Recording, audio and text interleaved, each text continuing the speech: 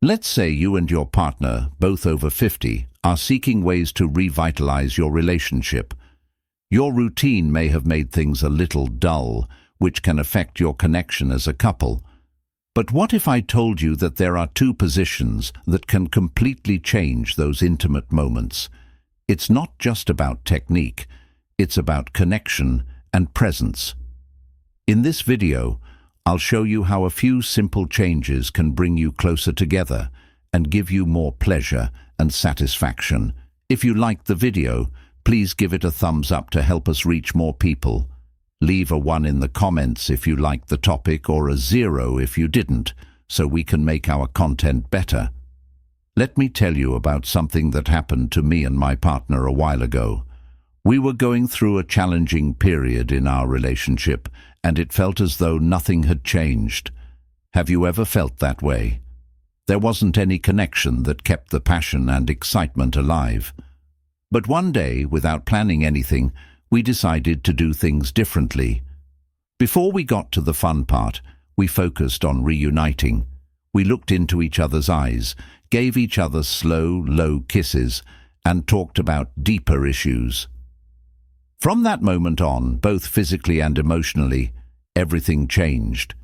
It became more intense and special. I know that for many women, especially older women, the important thing isn't just the physical, but also how present and connected we are in the moment. And it's not just me saying this. A Harvard University study showed that a strong emotional connection before long-term intimacy greatly enhances the pleasure for both partners. So it's not just the body that matters, but also how each person feels. Stay tuned to learn how two simple positions can enhance your intimate life. Oh, and by the way, my name is Laura. If this is your first time watching me, don't forget to subscribe and hit notification B so you don't miss any videos. Let's embark on this journey together. Oh, the connection that keeps the passion alive. This emotional connection is what keeps the flame of passion burning, especially as we get older. Many women, especially those over 50, say that what matters is how they feel around their partner. It's not just the physical act that counts, but the connection between the two. Research shows that most women value emotional connection much more than the physical part. Passion comes from actually being there for her. Simply standing beside her is insufficient. You must have a deep connection with her. Here's a tip. Before you get close, take some time to really connect and talk about something fun. It may seem simple, but this can change the power of spooning everything. When my partner and I decided to take a break from our normal routine, instead of jumping right into it, we focused on having fun and lovingly touching each other at the end. The connection we built made everything more intense and special. Small actions can spark passion without the need for big actions. Showing her that you want her not just for her body, but also for the time you spend together makes her feel special and appreciated. In the end, it's these little things that make the connection between you stronger. To help you have a more fulfilling and satisfying sexual life, I've written a digital book called Rediscovering Intimacy, Healthy Sexual Sexuality, after 6D. It has practical and motivational advice on how to strengthen your relationship while dealing with emotional and physical challenges, as well as effective ways to rekindle passion and connection in marriage. Click on the first pinned comment to get your copy, but don't wait. Limited copies are available. You might think this position has a lot of power if you spoon. For many mature women, feeling safe and comfortable in their clothes is very important, and spooning off provides just that. It's the perfect mix of affection and pleasure, making the moment extra special. When a woman is in this position, she feels safe in her partner's arms, which brings a sense of security. And what's even more exciting, that security doesn't dim the passion. Instead, it makes it burn even brighter. Feeling safe allows a woman to open up emotionally and physically, which is when the magic occurs. I read a study that showed couples who cuddle in this way with skin-to-skin contact feel more connected. Spooning isn't just a way to be close, it's also a chance to build a strong emotional bond. Don't think it's just a boring hug. You can make this moment even more special with small gestures. For example, while you're spooning, why not whisper something sweet in her ear? It doesn't have to be anything complicated. It could be a compliment like, "You look beautiful," or "I'm so happy to be close to you." These words can have a big effect, and remember that you have the chance to touch several sensitive parts of her body. Don't be in a hurry. Slow movements can be more powerful. A soft kiss behind the ear, or a touch on the neck, can make everything even better. Intense spooning is a wonderful way to build anticipation and gradually increase pleasure, which makes everything more exciting when it's time to move on. The key is to use this close contact to strengthen the connection between you. It's a chance to bond not only physically but emotionally, creating a sense of comfort that can lead to something even better in a mature relationship. Remember that building something slowly can have a lasting effect. Number 3, the reverse Seyo for more control. Let's talk about a position that might control may sound exciting, but for many mature women, it has a deeper meaning. In the reverse cowgirl, she's the one in charge, and this can change everything. At this point in their lives, women have learned a lot about what they like. In the reverse cowgirl, she can set the pace, angle, and intensity of what's happening for a woman who may have often felt pressured to meet expectations. Having this kind of power can be very freeing and satisfying. Let me tell you a story.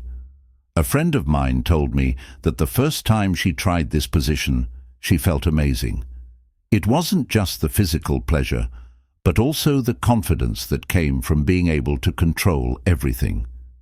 She realized that the sense of power was just as important as the pleasure itself. It made her feel strong and wanted, which affected her partner too. This is where you come in. Even though she's in charge, you still need to support her and make her feel like she can explore freely. Research shows that a woman's happiness goes up a lot when she feels like she's in charge of her pleasure. So instead of just watching, I party with loving words, gentle touches, and looks that make her feel even stronger. Plus, from her position, you can see every detail of her body, which makes everything even more exciting. But it's not just what you see, it's what that image makes you feel. A woman who is sure of herself and knows what she wants is shown by confidence. This shows how strong confidence can be, especially at a time when many people think passion has faded with age. Don't underestimate the emo effect of the reverse cowgirl. When she feels safe exploring, you become more intimate with her. It's as if you're conveying to her, "You're in charge, and I trust you," a message that ultimately makes a significant difference. Being a cowgirl isn't just a rewarding position for her. It's a place where she can show her confidence and freedom, and for you, it's a chance to enjoy all of that. At this stage of life, confidence is undeniably the most potent stimulant. Rhythm is everything. Let's talk. Rhythm is all about getting to know her body. Rhythm is important for pleasure.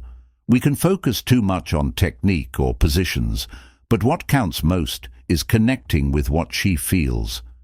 Everyone moves in their own way, and it's important to learn to recognize that. Making memories special.